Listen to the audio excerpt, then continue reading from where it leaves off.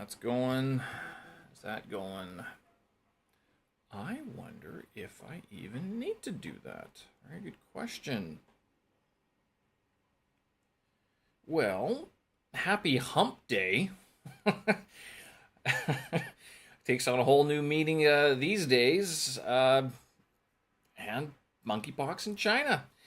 Question: did oil exist in the time of dinosaurs? Gold hitting those levels, and the US dollar is really high. EV tech and materials all, what is it, modified in China? And how long does it take to learn a language? Good question. Wednesday, September 21st, 2022. I'm Steven Sersky, and this here is my audio blog where I yik yak about some of the things that are going on here in Beijing, here in China, and some of the things that affect us expats and those who are not living in the country might be interested to learn about. I'm not sure if you saw this. Big news. Funny news. Not terribly good news, but not horribly bad news either. In addition to the coronavirus, China now has monkeypox. Why? Because some Chinese guy went to Germany, banged around a bunch of German men, and brought the virus back here. Now, my immediate question was, actually, it wasn't so much a question, it was so much like, because the CDC, the Chinese Disease Control Center, or whatever it is, they came out and said straight up, like, yeah, the virus is here, it's a contained issue, but beware of foreigners. Don't contact any foreigners and those people who've been abroad. So Chinese returnees or any foreigners. So this of course caused quite a bit of consternation.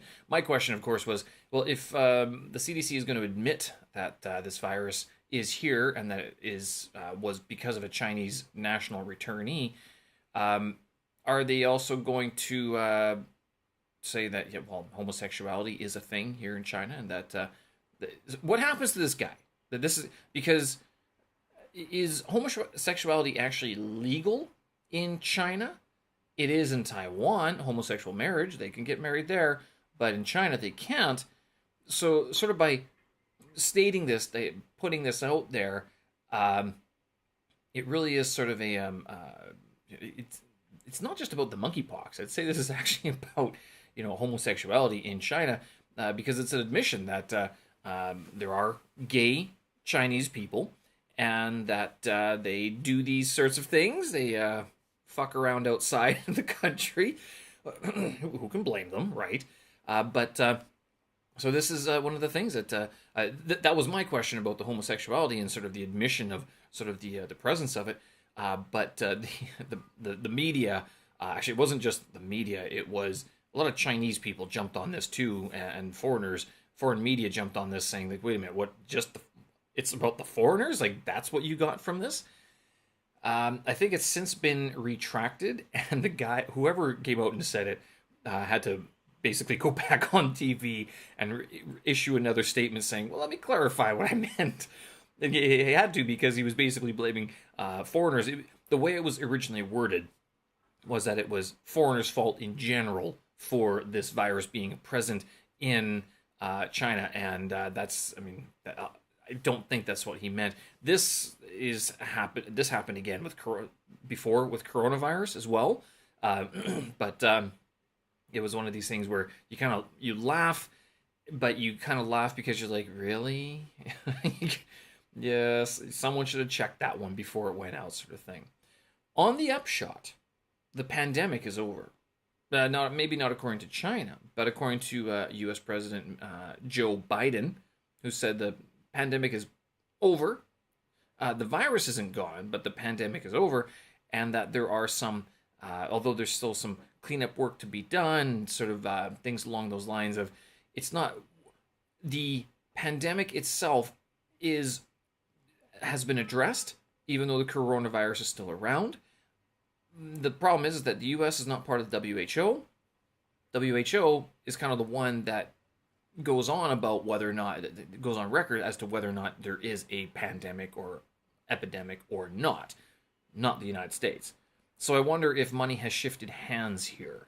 And of course, Biden also, promoted the fact that the oil has come down so much, and that means it's going to, things are going to be cheaper at the pump. The problem is that the U.S. dollar is really high, and that's sort of contributed to one of the reasons why oil has gone down so much, because commodities are traded in U.S. dollar. The other commodity, precious metal, that's dropped substantially is gold. And if you look at the Commitment of Traders report, which is available publicly, COT report for gold, it talks about or it shows, I should say, institutional investors, large investors, and commercial investors like you and me, sort of their positions and what their relative positions are to each other. And I go to finviz.com on their gold futures chart, and I take a look at the chart that they have, because that one gives a visual representation of these three lines: institutional, commercial or retail, and large investors. And it shows that these three lines are coming together. And when that happens, it's like that's the time that you start buying gold. It got close back earlier in the summer. I think I was talking about gold as well. And there aren't too many people talking about gold these days. But the COT report isn't wrong too often. I mean, it's a pretty. I've seen it happen, at least for gold, and for like precious metals and things like that. Things like where it's where the signal doesn't flash that often. I found that very helpful. Now, if you look at the e-minis and the e-minis for like the S&P, Nasdaq, and Dow Jones, those ones are all over the place, because those markets are traded like huge volume. Gold, not so much. And same with silver. So I sort of pay attention to when the COT report, again, the Commitment of Traders report, traders, that's with a D, TRADERS, Commitment of Traders report, that comes out every Tuesday, and it's free to look at. You don't need to pay anything for anyone, pay anyone for anything. And it's those three lines are getting pretty close, which means it might be time to be looking at what's going to happen with the gold market. Maybe not just the gold and the metal itself, but the gold stocks as well, since no one's talking about them, and they've been heavily beaten up. Now, it's not just gold, it's other commodities as well, like silver, even, and of course the energy commodities have been just trounced as of late. Which brings up the issue of when Biden and even Justin Trudeau, I posted this comment on Twitter the other day, because someone made a comment about Canada, how it's not being like a global player in the world energy market, and it's true. And a lot of people blame Justin Trudeau for that. I kind of posited the idea that it might actually be U.S. interference. I mean, the U.S. isn't innocent. Okay, let's just get this straight. It's not as if they kind of sit idly by and let people just rise in rank, especially in terms of purchasing power, purchasing ability, and stuff like that. Not purchasing power, but purchasing ability, money supply, and stuff like that. They don't, and by money supply I mean like how much cash they can actually use to spend, their ability to buy things and stuff like that. It's not they don't just sit idly by. They notice. They have people watching these things to make sure that the U.S. sort of stays on top, sort of thing. And I kind of wondered, is the U.S. kind of meddling with Canadian oil? And because conspiracy theory, kind of an idea, it's not far fetched. I mean, if they're meddling in the Middle East, I mean, what's to say that they're not meddling in Canadian oil issues as well? Given that a lot of the companies in North America go both sides of the border. It's one big market basically, and they all sort of work to. I don't want to say work together, but they all have a lot of things in common. They're all mining in a lot of the same places. Let's put it that way, right? Or drilling in the same places. So I got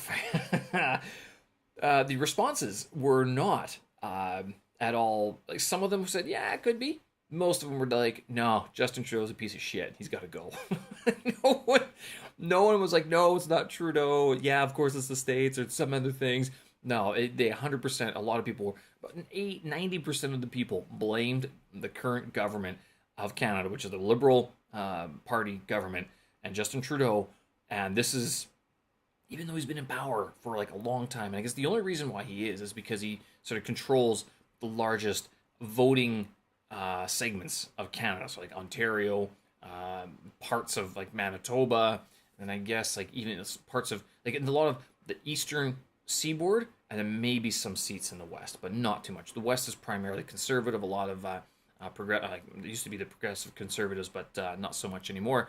They're now just the conservatives, and conservatives were in power up until basically Trump came in power, and then Canada had an election, and that sort of changed things. And so, not because of Trump, but that's when that changeover happened from conservatorship, being a conservative government in power to a liberal government in power.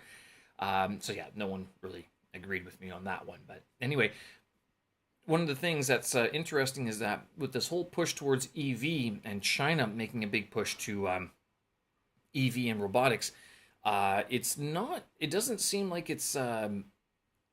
It seems like it's a good idea until you sort of wonder where are the metals and the minerals going to be taken, mined, and produced to produce these EVs and the batteries and the whole infrastructure, right? Tesla's in China.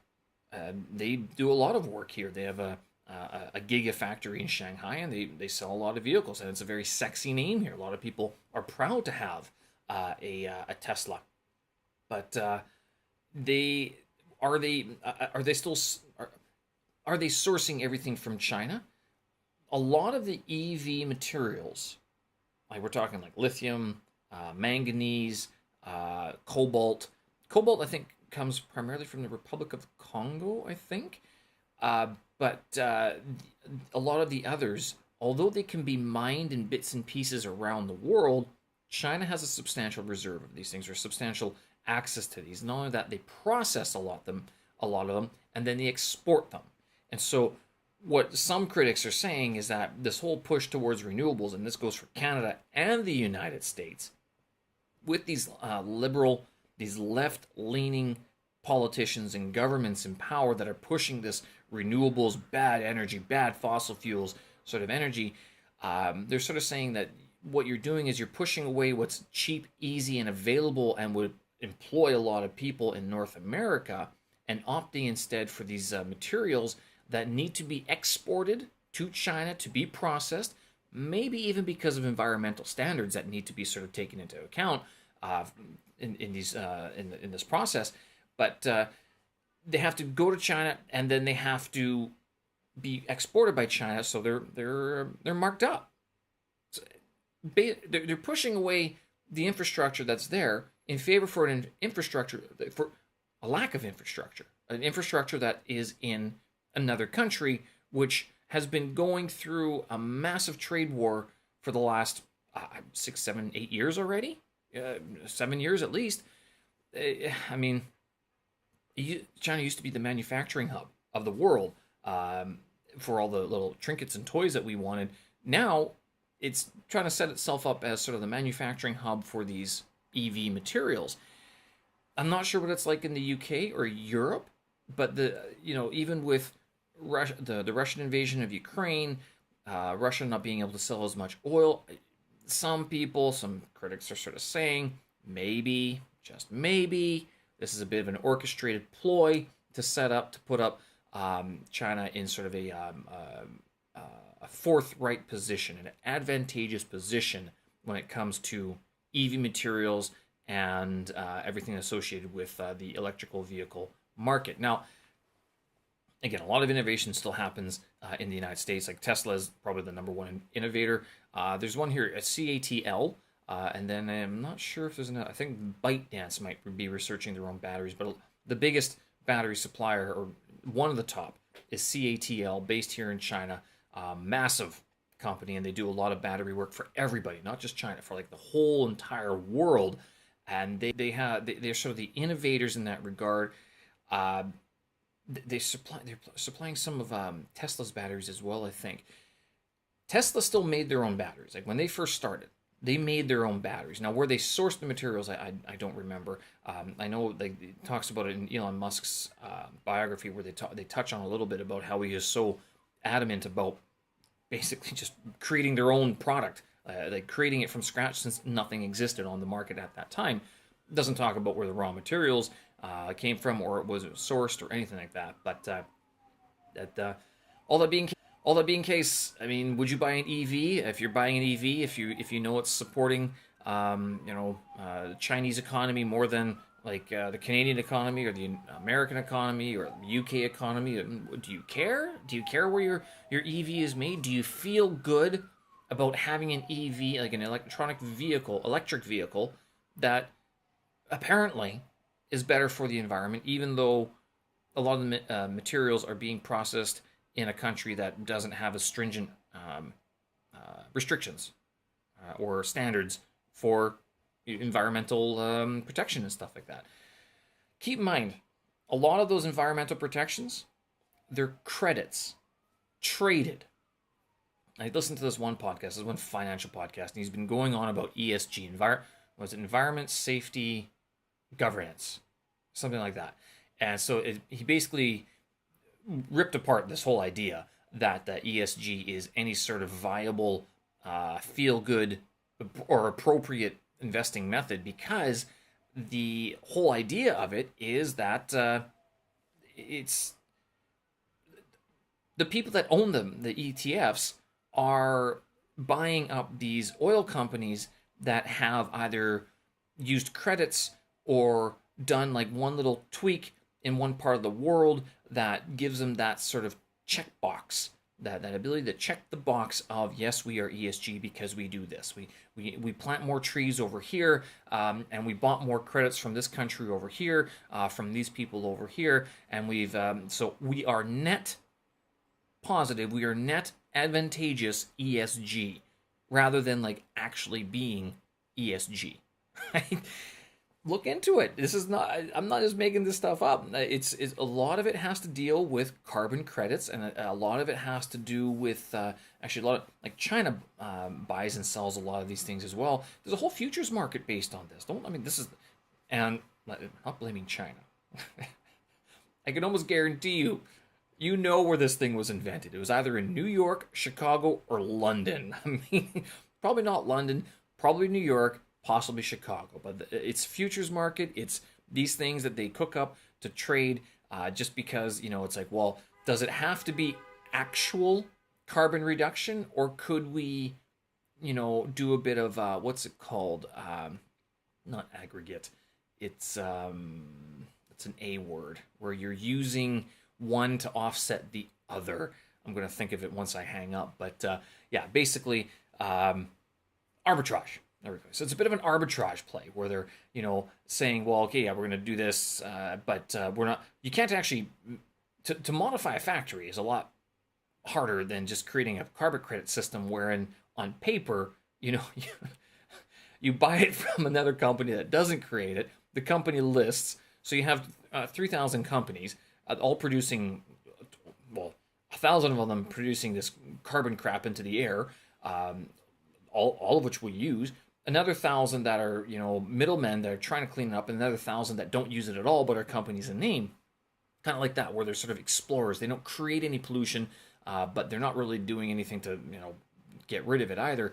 On sum total, what's your average carbon credit, right? So this is where the slice and dice sort of futures market comes into play. I laugh, but that's your money market right there. That's what the big markets are made of. This all kind of made me. I saw this article actually about how the dinosaurs went extinct. That it wasn't actually an asteroid that killed them. And this sort of plays in because, we use a lot of fossil fuels, and a lot of it thanks to the Mr. Dinosaurs over there, Mr. and Mrs. Dinosaurs from many, many, many years ago. And if it wasn't an asteroid, they actually say it was volcanic activity.